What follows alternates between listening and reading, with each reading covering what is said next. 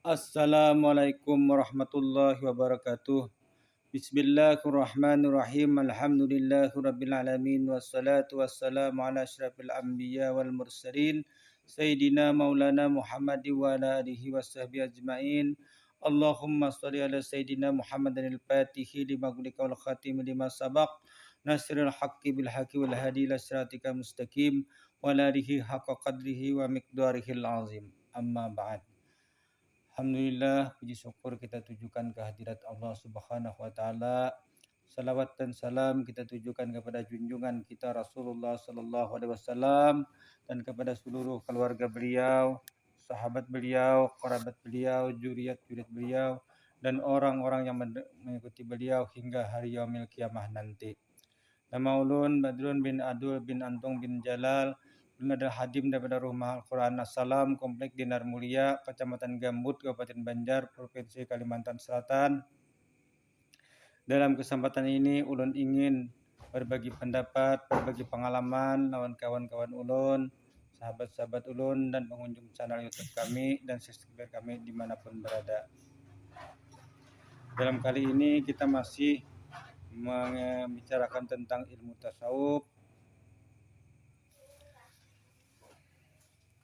Kata para aulia Allah Subhanahu wa taala. Boleh jadi ujar aulia Allah taala engkau dibukakan pintu taat. Tetapi di pintu diterimanya taatmu itu tertutup.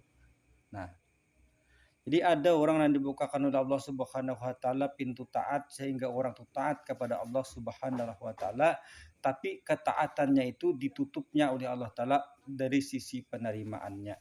Sehingga taat tapi tidak diterima oleh Allah karena Allah hanya membukakan pintu taat tapi tidak membukakan pintu diterimanya taat itu. Dan boleh jadi Allah taala itu memutuskan atas dirimu dengan berbuat dosa. Nah, jadi ada juga daripada orang yang berbuat dosa kepada Allah Subhanahu wa taala, berbuat dosa kepada Allah taala, lalu Allah taala putuskan kepada orang itu untuk berbuat dosa sehingga orang itu tidak lagi berbuat dosa.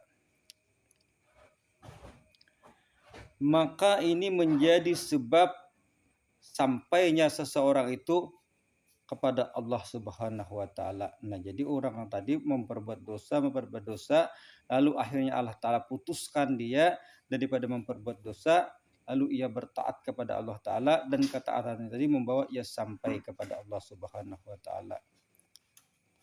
Orang yang mengerjakan amal taat kepada Allah Subhanahu wa taala kadang-kadang tidak diterima oleh Allah Subhanahu wa taala. Jadi ada juga orang yang taat kepada Allah taala itu tapi ketaatannya kada diterima oleh Allah taala. Nah, sebab apa?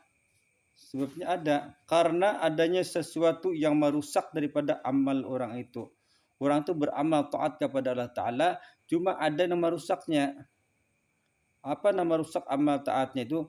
Yaitu penyakit-penyakit batinnya seperti penyakit sombong, ujub, takabur, riya dan sebagainya dan lain-lain. Itu nama rusak amal orang tadi. Sehingga orang itu taat tapi di dalam ketaatannya ada itu. Lalu pintu taat ini terbuka baginya tapi pintu diterimanya ketaatannya ini tertutup karena adanya penyakit yang merusak daripada ketaatannya kepada Allah Ta'ala tadi. Maka orang yang beramal seperti ini lebih rusak daripada orang yang kada beramal. Nah, orang kada beramal, kada bisa amal. Tapi kada bisa ria, kada bisa ujub, kada bisa takabur, kada bisa macam-macam penyakit-penyakit batin karena kada bisa amal. Nah, ada orang nambah amal tapi bisa penyakit. Lalu amalnya kada diterima Tuhan, tinggal penyakitnya yang ada di awak. Nah, ini yang jadi masalah. Taat berbuat taat kepada Allah, taatnya kada diterima, tertinggal penyakitnya yang ada yaitu sombongnya, takaburnya. Itu saja yang ternilai di sisi Allah, sedangkan taatnya tidak ada nilainya karena taatnya tidak diterima oleh Allah. Nah, ini penyakit yang luar biasa. Dan orang ini lebih rusak daripada orang yang terdahulu tadi. Orang tadi kada bisa amal aja, cuma kada bisa penyakit. Yang ini amalnya hilang, penyakitnya tertinggal. Tetapi jika memperbuat seseorang atau kesalahan dan menjadi dosa. Nah, lalu orang ini ada juga orang yang memperbuat dosa, kesalahan lalu menjadi dosa. Kemudian ia insaf artinya menyadari daripada kesalahannya dan dosa-dosanya, lalu mengakui kepada Allah Ta'ala akan kesalahannya dan dosa-dosanya. Lalu orang tadi bertobat meminta ampun kepada Allah Subhanahu Wa Ta'ala. Maka sebab dosa inilah yang menjadikan orang itu dapat berhubungan rapat dengan Allah Ta'ala. Lagi kada berdosa, lagi kada maksiat, kada ingat di Tuhan, lalu maksiat,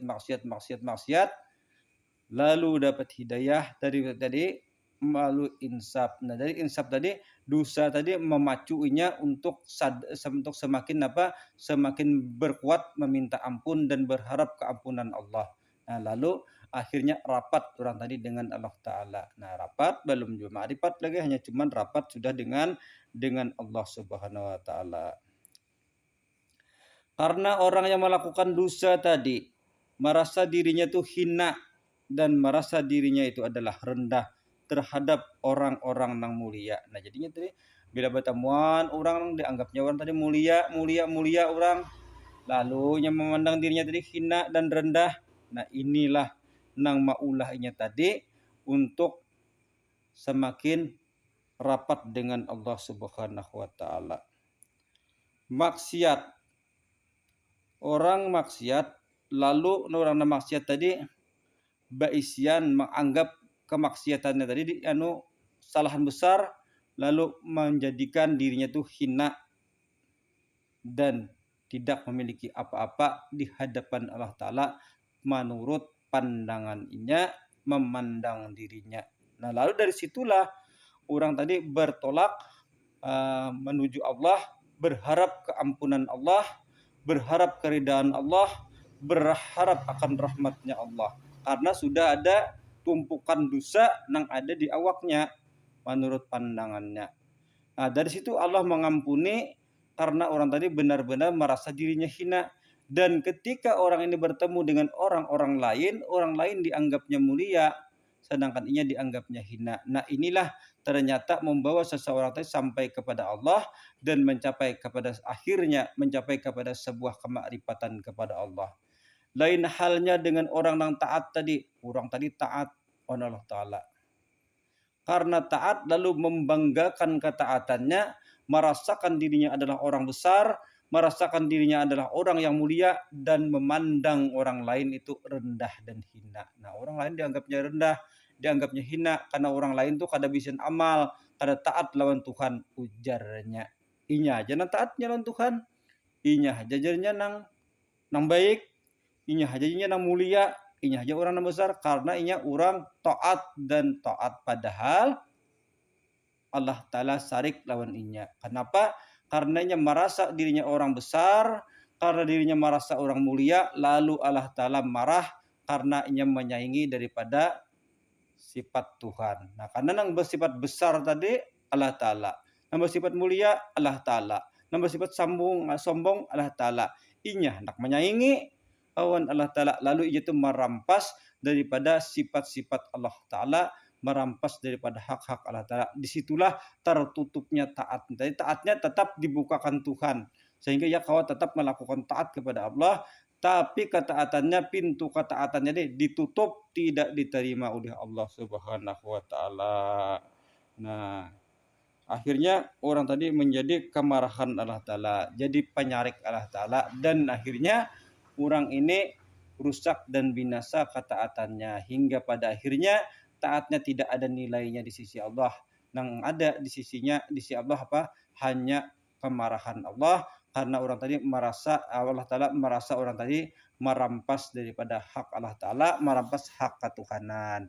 Adam terdahulu tadi orang berdosa, lalu mengakui dirinya orang yang berdosa, merasa hina di hadapan Allah Ta'ala, merasa fakir di hadapan Allah Ta'ala, dan menganggap orang lain itu lebih mulia daripada inya, karenanya menganggap dirinya orang yang banyak bisin kesalahan dan bisin dosa. Nah, inilah dua sikap yang berlawanan di antara manusia. Nah, itu kita manusia ada kayak itu, yang merasa dirinya taat, merasa inya kada bisian kesalahan, merasa kada bisian dosa, merasa orang nang bujur, merasa orang suci karena memandang inya tu orang nang taat lawan Allah Ta'ala. Padahal sebaliknya Allah Ta'ala marah lawan inya dan taatnya tadi pun kada diterima karena ada kerusakan sifat-sifat yang kada baik.